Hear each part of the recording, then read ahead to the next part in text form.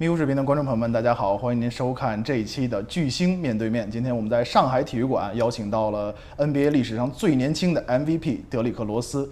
Hi Derek, how are you? Hey man, I'm good, man. Happy to be here. First of all, on behalf of Migu, it's one of the biggest broadcasting companies in China. And Migu? Yeah, Migu. And it's one of the two platforms that actually air the NBA games game by game. So we're a pretty decent platform. First of all, I want to thank you for being here. And we all know that how big of a fan base you have in China and how important you are for all these Chinese fans. So it's an honor to have you here. No, thank you, bro. You know, showing love. I mean, you would do the same thing, you feel like, so I had to. Yeah. Congrats for the jersey retirement, by the way. Thank you, man. And if we set aside MVP and all those titles you used to have, yeah, how do you want us to know the D-Rose today? I would say, and what I've been saying for the last couple of days is that I feel like I'm a winner. I feel like while I was on the court, people messed with me because I won, and now they probably bet on me, and I won majority of the times that they bet on me. And just how hard I played and just everything from on the court to off the court, I felt like even off the court, I was strategic about my moves. I felt like I partnered with the right people. I'm out the way. And you really don't hear about me unless it's like this, tours, or I have some big announcements coming soon with partnerships. So that's how I want to be. I don't want to get in the way. I don't want to be in no news for bad news or nefarious things. I just want to be able to be in the news for, like I said, partnerships and collaborating with the right entities. I like that. You say you're a winner. Yes, sir. Did your mentality kind of shift a little bit, maybe moving from basketball court to business world? A little bit, but I feel like I always was a winner. Even with, I'm a Libra, so I'm very competitive. I'm born year of the dragon, so I got that fire in me. So always I want to compete. Even with this age, I kind of made it a little bit more calm. I'm more calm with retirement, knowing that I don't have to compete anymore, and knowing that with the business side, it's more bringing in the right people so that I could chill and take that competitive spirit out of it, so I could look at it very clear. We know you played in the big cities, you know, Chicago, New York, yeah, and now you're in Shanghai. For me, I think there's a similarity between all these cities, which they blend the basketball culture into the city vibes. And I'm pretty sure you've experienced this a lot because you used to be the hero of Chicago, of the city. And right now, there actually is an event that's coming up in like a week. The NBA Shanghai Basketball Festival. It will feature NBA G League United taking on CBA champion Shanghai Sharks, marking the first ever matchup between the G League team and CBA team. I want to know your opinion about this like cross-league showdown. I love it. I feel like the visibility, I feel like making the game global is big with the NBA and continuing to build on the fan base that you have here. Like the Sharks, it's a staple here. They came to the States, they play against numerous teams in the States, and it's a familiar name to the people that's back in the States. So Yao, of course, is associated with it. Yeah. And for one, the visibility part, why not come here and continue to grow here and be persistent here since you already came here decades ago? That would be kind of crazy to just build all that up, then just leave it. So with the NBA knowing that it's passionate fans over here and people that's really fanatics, you got to build on top of that if you're trying to grow the game to be like soccer, where you go against country. Yeah. Hopefully we could get to that within 10 to 15 years, 20 years, but it's going to take time. It's going to take this, actually being visible, doing things like this, G League, even though it's the G League, you still got great players on there, guys that's trying to make it. It's kind of like college where it's 20-year-olds and a college team, basically, a college team. So it should be fun. Fans should know some of the players, but if not, it should be a great game. But I'm all for it. Run the game. I wish I could have came over here and played a little bit more when I was in the league, but I was able to go to 2 or 3 spots before I got out. Yeah, you mentioned it's a little bit like a college team for the like G League. Yeah. Obviously, there are a lot of G League players that's chasing their NBA dreams. Yeah. And obviously in China, we have some young rising talents that's trying to get to the higher platform as well. Yes, sir. Do you have any suggestions for them as a winner? Yeah, I will say don't pay attention to all the age talk that's going on now, because there's a lot of people that's talking about age. Like I know back in the States, you see how college players or 23-year-olds are coming back to play. Who cares? Because once you get to the league, nobody don't care if you're 18 or 23 or 25, 20. They don't care. Like, they're gonna bust your ass. If you're 18 and I'm 30, my job is to bust your ass. So it really don't care. It don't matter. So work as hard as you can. Work on the physical part of the game, so that when you do get to the next level, you're not getting bullied. The bullying part was killing kids, or parents, or people are worried about the physicality of the game because people are older. But who cares once you get to the league? Like, you don't care about that. If you get bullied the next year, that summer, you get in the weight room and you train. So that's how you fix that. So don't worry about the age. Handle your job with being in the weight room. That's a really good suggestion. Shanghai is a city that blends sport and pop culture really well. Yeah, you do. Just as the Shanghai Basketball Festival also includes fan carnivals and lifestyle activations. Beyond the game of basketball, what cultural role does it play? It's the fabric of, coming from Chicago, it's the fabric of our culture and certain places, like you said, over here. I think you all felt that too, and that's why you all conflated everything together here to make it just one universe, because you felt it. Same thing in Chicago, where it's been a part of our culture for so long that it's just there, and we have a pipeline to be able to get kids to go from our city to the league, no matter if you play defense, score the ball, etc. We end up found a way. Pat Beverly, he don't score the ball like that at all. Tony Allen, he don't score the ball like that at all. Jabari Parker, he can score. Taylor, he can score. Me, I can score. Isaiah Thomas, he could score, etc. We have so many ways of getting to the NBA. I feel like that we're a part of the culture there. And same way here, and fashion too. We into fashion a little bit too. Here too, people come here to shop. Basketball, coach, all that's just one now. It's one universe. The guys before games, you see the outfits that they got on.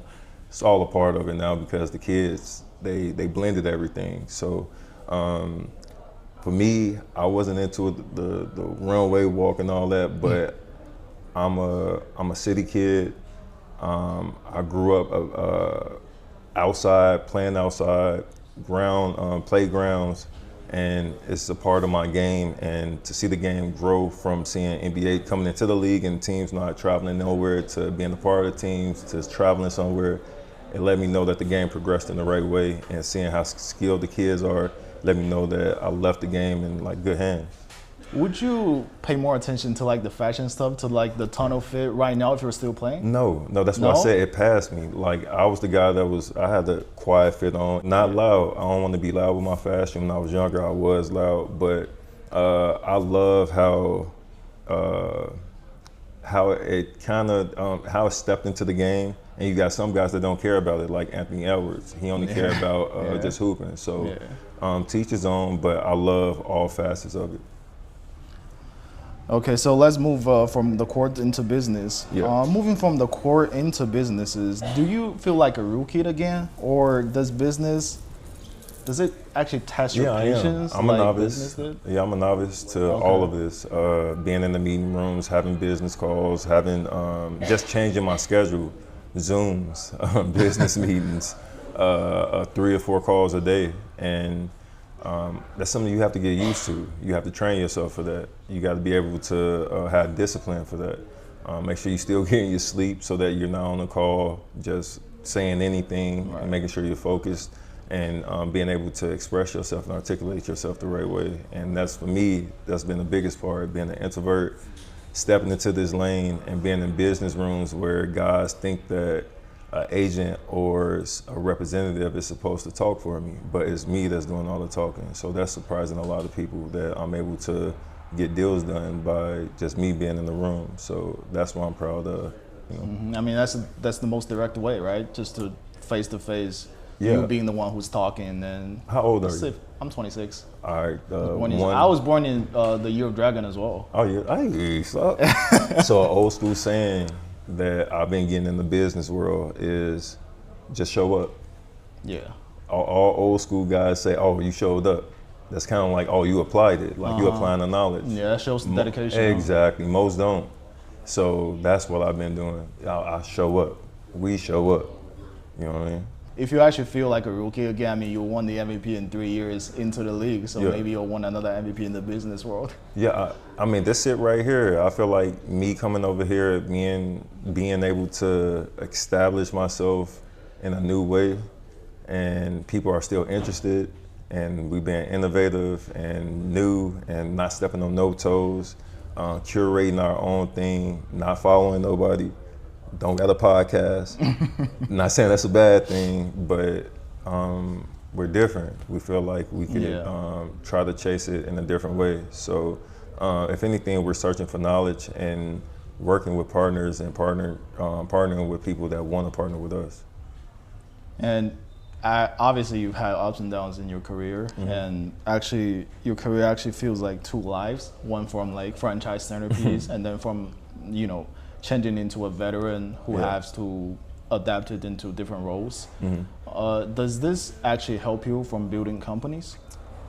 Companies, but I feel like everything I went through helped me as a father, like as a dad. Like all the injuries that I've been through, everything I'm teaching my kids right now, like what I was telling you about physicality, lifting. The same thing I told you, I'm telling my son, where it's like if you're in 7th grade, or if you're in 8th grade and I'm in 9th grade, I may be number 50 in 9th grade, but I see that you're not stronger than me in 8th grade. I'm gonna reclass and take your spot because I know you're not stronger than me, and I'm gonna be number 1. So that's how kids are thinking now. So you have to prep yourself for that. So I feel like I went through all that I went through so that I could give that knowledge to my kids, to always just remind them, hey, you doing your push-ups, sit-ups, you reading? All right, what's going on? Training, I got them doing track work now, where he's working on his agility, but I didn't do that until after I got my injury. So that's what I meant by having a father figure, so that when he does go through his NBA career and he's not gonna go unscathed, he's gonna have some type of injury, he could go back when he had that rehab and be like, damn, I remember doing this exercise when I was in 7th grade, 8th grade, 9th grade. You know what I'm saying? Like, it's always gonna be that reminder where it's like, damn, Pops set me up, like in a cool way. People often frame your career as into 2 words, like the what if. I don't know if you've heard that a lot. I know, I heard it a lot. I heard it a lot. And right now, obviously, your jersey is retired. Your number 1 jersey is hanging in the rafters. Right now, if you want to replace the what ifs, what would the 2 words be? What would the 2 words be? Living life. Living life. Yeah, I feel like that's what I'm doing right now. I'm living. Yeah, every day is something different. Every day is a different fight. I'm not perfect, so I'm having to adjust, even with my kids, my wife, my friends, my family, having to be in a role where you have to adapt. And I'm very adaptive. With the position that I'm in right now, I feel like I have great people around me to tell me the truth and to be honest with me, and I'm honest to them. So the biggest part is when I was playing, I was I was so locked in that I wasn't living because I was chasing something. I didn't go out to eat. I didn't go to restaurants like that. I didn't go to concerts like that. That's not living. You kind of like trapped in a way, you know what I'm saying? Because of your gift and everything. So once I got out of it, this feels like living, where the ups and downs of running a business, making the right decisions, having to exit certain partnerships and be more independent. I'm dealing with that right now because business is not easy. It's not going to be 100% perfect all the time. It's not. So I'm having to make those adjustments on the go as a young man and as a young entrepreneur and as a young founder. That's great. That's all we have for today. That's it? Yep. Oh, man. Appreciate it, D-Rose.